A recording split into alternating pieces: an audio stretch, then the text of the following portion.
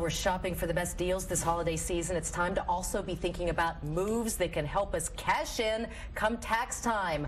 Eileen Brewer and Burlison from SmartSpot are here to help us out. Ladies, good morning. Good morning. We don't think about it now, but it's the perfect time to be thinking. First of all, I guess we should think about life changes that we've had in the past year that could help us one way or another. Yeah.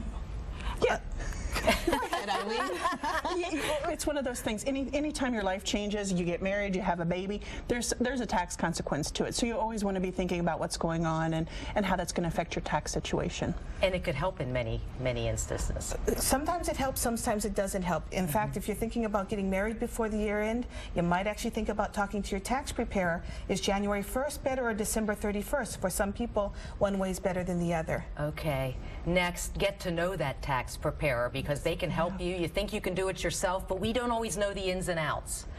You know, you think it's just something really simple and you end up overlooking a big education deduction, or you might have treated something a little bit different. So building that relationship with someone you can talk to year round can help you keep from making tax costly mistakes. While you're looking for all the wrapping paper, also look for your tax documents from the last year and maybe even 2011. Why is that? You know, you never know if you've missed something, and if all of a sudden you find, wow, there was a charitable contribution of $1,000 I did last year, holy cow, what can I do? You can actually go back and amend your return and get some extra cash back from that. It always helps to keep them in one place so you're not tearing the house apart at the last minute. A box, a folder, an envelope, whatever, something colorful that you can find.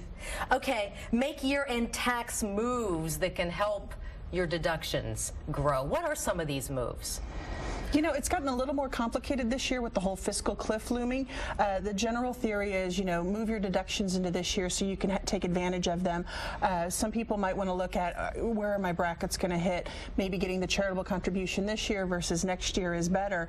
But there's a big one with capital gains that you might want to think about. Yeah, you might want to, capital gains tax rates are scheduled to go up on January 1. So if you've got capital gains, things that have appreciated, go ahead and harvest those gains. Sell that asset.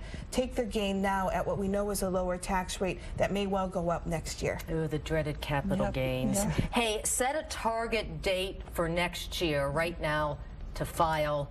Set it on your calendar. Stick with it. Hopefully not April 15th. Yeah. Everybody likes or the 14th. Advantages of doing that early. I think it makes you get organized, number one, and that's the biggest key. Is everybody's always like, oh, I didn't feel like getting my stuff together, blah blah blah. But really, knowing I have to have it done makes people get it together. They feel a little guilty. But the other is that we're seeing more and more identity theft with tax returns. Someone takes your name and your social security number, files with a fake W-2 and gets a refund.